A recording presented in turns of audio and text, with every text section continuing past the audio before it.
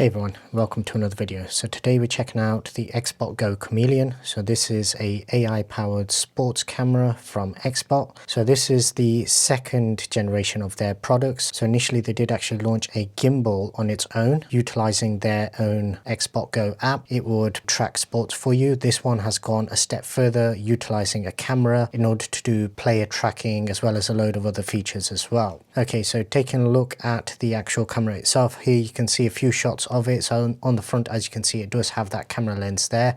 Now this isn't used to actually record, that's just used for motion tracking and player tracking. On the side you have an XbotGo logo, and this does light up when you actually turn the device on, and on the top there is where you place whatever smartphone you want to utilize with it. At the bottom you do have a USB-C port for charging. On the front, just below the camera, you have the power button, and underneath you have a 1/4" thread for mounting on any tripod. It does come with a Bluetooth remote that you can use with the camera, as well as a USB-C to USB-C cable for charging. Taking a look at everything that you get in the pack itself, so you get the camera, you get the Bluetooth remote, you get a USB-C cable, you get a carrying case, you get a cleaning cloth, and you get a couple of pamphlets. One's a instruction manual as well as just some information on the AI camera itself. Here you can see it mounted with the phone on top. Now the one thing I would say is I would prefer it to have a sort of traditional mount rather than the one that just presses at the bottom, because this does put a lot of pressure on the phone if you have a screen protector installed, but that's only a minor gripe. Obviously you don't have to over tighten it, but that's the one thing I don't really like about this design. Here you can see it mounted on the tripod, and obviously with a 1/4" thread you can mount it onto any tripod or any accessories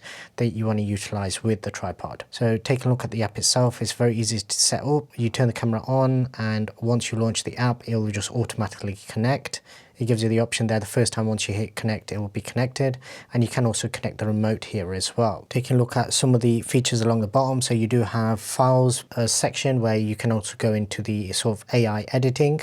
You have a live section where any lives that have been posted publicly will show up here. Here you can see an example of one of the lives, and obviously you can share it through this app as well as a few other apps. All those details are listed on their website. You do have a me section where if you want to create an account you can, but you can use this fully without having to create an account. That's one thing that I do prefer. Now coming into the actual video section, and here you can see all the various different sports that it gives you. So once you click into these various sports, it does give you further options where you can choose basically what you want it set up for, and depending on what you choose will obviously dictate what the camera is doing in terms of tracking as well as focusing. So it does have the option to zoom in and zoom out as well as pan and tilt, and obviously depending on which one of these options you choose will determine what it sort of does and what it thinks it needs to do in order to get you the best footage. So to save you having to zoom in manually, as long as you set this up correctly, it will then focus everywhere it needs to. So for example, with the tennis one, if it's a doubles match, it'll be very different to a singles match where you only need to focus on 2 players, and similarly with the 5-a-side football, 11-a-side football, that kind of thing. So to start, you just hit start recording, and as you can see, this is using the phone's camera, so you're not actually utilizing the camera on the device itself. That's only used for tracking. It does give you a little bit of instruction depending on which option you've chosen in order to how to set the device up for best use. Obviously you won't always be able to do this, but this is their sort of guide in terms of how to best utilize the actual player itself. Coming into the recording settings, now only some of the sports allow you to go up to 4K 60, so that is limited at the moment. I believe they have said that they are bringing other options to that, but at the moment footballs or soccer is one of the few that gives you the 4K 60 option. And then you do have some other options. So as you can see, you do have the auto zoom in and out, you have the auto tracking, and then this is where you can determine the pan angle and also the acceleration of how quickly you want it to follow the action, and also zoom in, zoom out, that kind of thing. But obviously this will, depending on what you're focusing on, if it's just a small pitch, you can reduce this. If it's a bigger pitch, then obviously you can increase that. Okay, so coming on to a few sample clips. So these are all from XbotGo. I've not had a chance to actually test this myself because of the weather here, but here you can see how it's actually tracking the players. So right now it's not recording, but you can see what the camera is doing. So it's being able to see all the various people move around, and that's what it would utilize in order to actually track whatever event it is that you're trying to record once you actually hit record. So at the moment, obviously this is just for illustration purposes in terms of showing you what it's doing in the background. You don't actually see this once you actually hit record. Here you can see once it's actually set up and recording, it will then try and focus on what it thinks is the most important part. So obviously in this, if you're playing basketball, it's going to focus on the ball, but it will also track the main players, that kind of thing, back and forth in order to keep them in shot. And generally it'll try and keep everything in the middle of the shot, so then it's got more room for pan and tilt. Okay, and something to note from the actual website. So this gives you a bit more information in terms of all of the features. So one of the things that I did want to mention was obviously this kind of product never has any monthly fees. You do get some cloud storage. So as I mentioned, you don't have to create an account with them in order to use their app. But if you wanted to, you do get, I believe it's 20 gigabytes. So you do have live streaming to all these various apps, YouTube, Facebook, and a few others.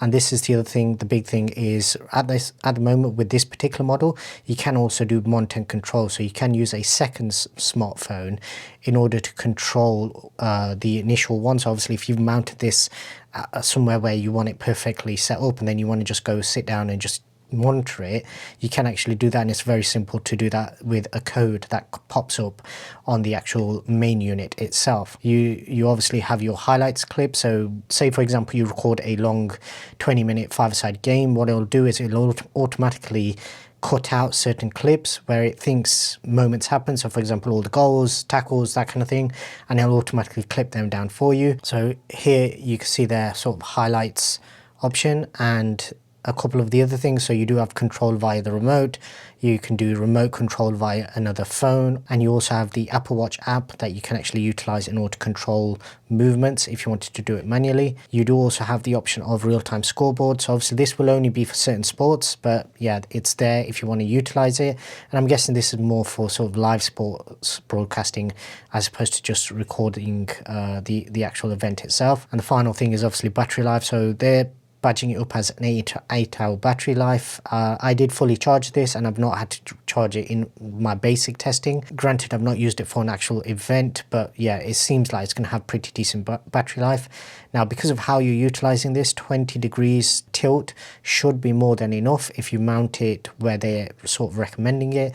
And because the base of this actually swivels, so this part is mounted onto the tripod and then the rest of it actually swivels around. As you can see, it gives you 360 coverage, and once you've got it set up alongside the camera's various different camera modules, so the ultra wide, the wide, and the telephoto, you then get an option of obviously covering everything that you need to cover. As mentioned, no monthly fee, but you do get 20 gigabytes free XbotGo cloud storage if you wanted it, and you can obviously record it in 4K 60 depending on which modes, and that I've been told will stretch to more sports and more events as well. One of the ones that I knew was limited to 1080p was the person tracking, where you're just tracking yourself, and I've been told that that should get upgraded at some point.